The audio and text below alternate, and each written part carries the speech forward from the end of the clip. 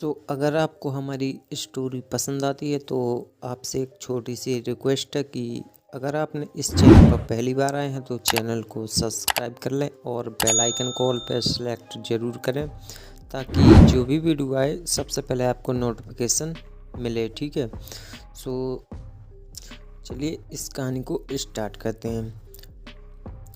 अयोध्या में तीनों रानियां बारात वापसी की बेसब्री से प्रतीक्षा कर रही हैं, किंतु राजा जनक व पूरी बारात लंबी अवधि से मिथिला में अतिथि बनकर रुकी हुई हैं। मंझली रानी कैकेयी का मत है कि महाराज दशरथ बरपक्ष वाले हैं, वे अधिकार पूर्वक बारात विदा करने की बात राजा जनक से कह सकते हैं। उधर मिथिला में मंत्री सुमंत का भी यही भाव है, किंतु दशरथ राजा जनक के इस दर्द को समझते हैं कि एक पिता के लिए अपनी बेटी को विदा करना कितना कठिन होता है। तब सुमंत उन्हें राजधर्म का स्मरण कराते हुए अधिकार ऋषि विश्वामित्र और ऋषि शतानंद द्वारा सांसारिक नियम समझाने पर राजा जनक चारों पुत्रियों को विदा करने पर सहमत होते हैं। रानी वास में रानी सुमन्या चारों पुत्रियों को नारी धर्म की शिक्षा देती है। पति, सास और ससुर की सेवा करने और ससुराल कमान रखने की सीख भी देती है। राम अपने तीनों भाइयों के साथ विदाई कराने रानीवास पहुंचते हैं। राजा जनक भाव बेहवल ढंग से अपनी बेटियां राजा दशरथ को सौंपते हुए उनकी किसी भी गलती पर क्षमा करने की गुहार करते हैं। राजा दशरथ विनय भाव से घोषणा करते हैं कि सीता आने वाले समय में अयोध्या की महारानी बनेगी, इसलिए उसका आदर सत्कार किसी रानी की भांति होगा।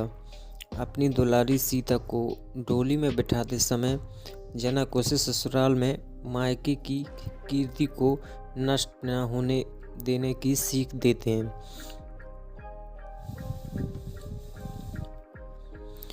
बारात वापसी का अयोध्या में भव्य स्वागत होता है। अयोध्या स्वयं को धन्य महसूस करती है। द्वार चार पश्चात गुरु वशिष्ठ कुल देवता सूर्य का पूजन संपन्न कराते हैं। रानियां अपने चारों पुत्रों व पुत्रवधुओं के बीच दूध भात खिलाने की रस्म अदा करती है। राम दूध भरे पात्र से कंगन ढूंढने की रस्म में सीता को जीतने देते हैं। भाइयों के बीच खूब चुहाल होती है। प्रथम मिलन की रात्रि राम सीता को एक अंगूठा उपहार देते हैं। कहते हैं कि राजकुलों में बहु विवाह की परंपरा है, किंतु उन्होंने सीता को अर्धांगिनी बनाना स्वीकार कर एक पतिव्रत की प्रतिज्ञा की है। अंत में रामानंद सागर अपनी मीमांसा में बताते हैं कि रामायण में इस प्रसंग के साथ बालकांड का संपादन हुआ था। राजमहल में सीता को राम के राज्याभिषेक की सूचना लक्ष्मण द्वारा मिलती है। राम भाइयों के साथ राजपाट चलाने की इच्छा रखते हैं, किंतु परामर्श अनुसार उन्हें ही युवराज घोषित किया गया है। नगर में उनके राज्याभिषेक का ढिंढोरा बजता है। चारों ओर उत्सव सा माहौल है। प्रजा गली चौक खेत खलिहानों में बधाई गीत गाती दिखती है। पूरी अयोध्या नववधु की तरह सजाई जा रही है। यह दृश्य देखकर कैकेयी की कुबड़ी दासी मंथरा झुंझला जाती है। वो ऑफिस से बाहर होकर उत्सव भंग करती है। वो रानी कैकेयी के महल में जाती है और उन्हें राम के राज्याभिषेक के विरुद्ध भड़काती है।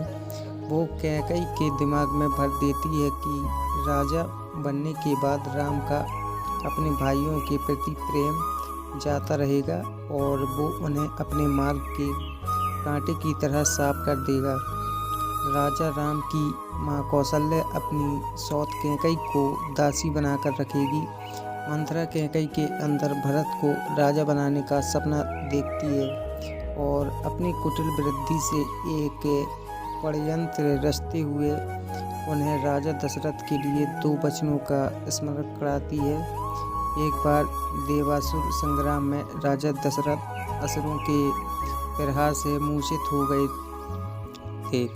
उनकी सारथी बनी कैकई उन्हें रथ समेत सुरक्षित युद्ध भूमि से बाहर ले गई थी और उनके घाव भी ठीक किए थे। तब दशरथ ने उन्हें कभी भी 2 वरदान मांग लेने का वचन दिया था।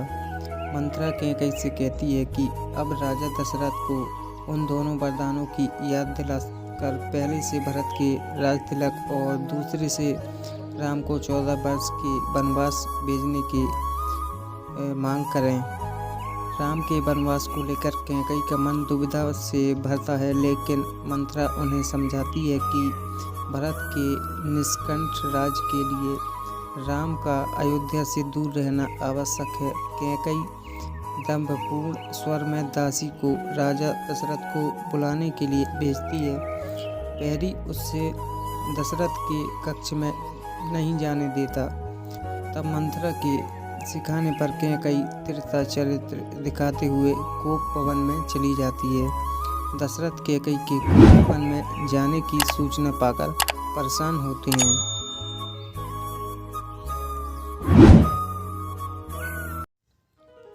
मंथरा के उस्काने पर रानी कैकई श्रृंगार त्याग कर कोप भवन में है।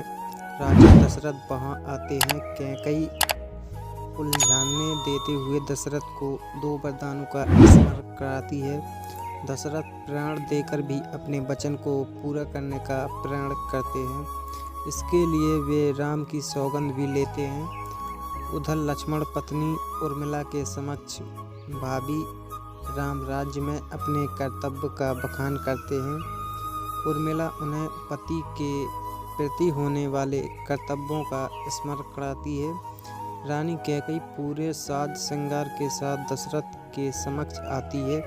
वो इठलाते हुए पहले वरदान में राम के स्थान पर अपने पुत्र भरत के लिए अयोध्या का राज मांगती है। दूसरे वरदान में वो राम को तपस्वी वेश में 14 वर्ष का वनवास मांगती है। दशरथ रानी की इस मांग पर स्तंभ होते हैं। वे कैकई को समझाने का भरपूर प्रयास करते हैं। कैकई उन्हें वचन तोड़ने का उलाहना देती है।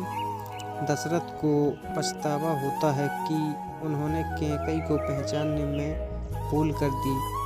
उन्हें स्त्री की अनुचित मांग पूरी करने पर जगहशाही होने का भी भय है। कैकई कहती है कि यदि राम का राज्याभिषेक हुआ तो वो मृत्यु का वरण कर लेगी।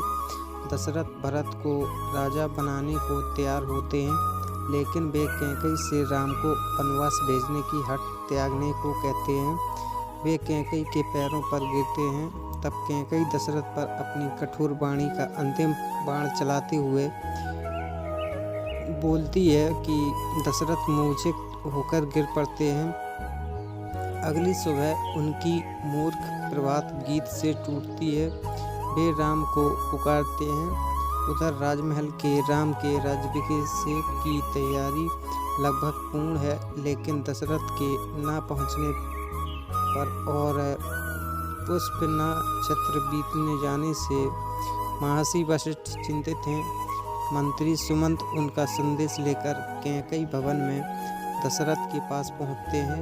कैकई उन्हें पहले राम को बुला लाने का आदेश देती है। सुमंत से पहले पाकर राम पिता से मिलने कैकई भवन की ओर प्रस्थान कर देते हैं।